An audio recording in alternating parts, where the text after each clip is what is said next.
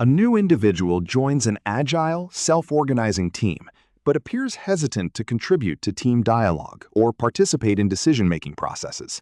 Which two actions should the team undertake to promote the integration and involvement of this new member? The options are: Option A, review and update the team's established ground rules and behavioral expectations. Option B, notify the project manager about the new team member's lack of engagement. Option C, provide individual coaching to the new team member to boost their participation. Option D, mandate that the new team member take on simple tasks to force involvement. Option E, conduct a team meeting to encourage a broad exchange of views and perspectives.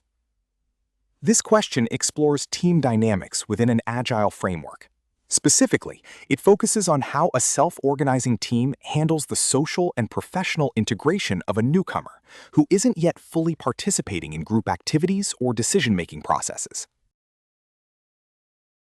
I believe the correct answers are Option A and Option E. In a self-organizing environment, the team holds the responsibility for its own dynamics. Revisiting established ground rules helps clarify expectations for everyone, including the newcomer, while an open meeting creates a psychologically safe space for them to share their perspectives. These approaches are proactive, inclusive, and align with agile principles. The other options are less effective because they bypass the team's autonomy. Reporting the issue to a project manager contradicts the self-organizing model, as the team should manage itself. Individual coaching, while helpful, is secondary to building a welcoming environment. Finally, mandating tasks can damage morale and psychological safety.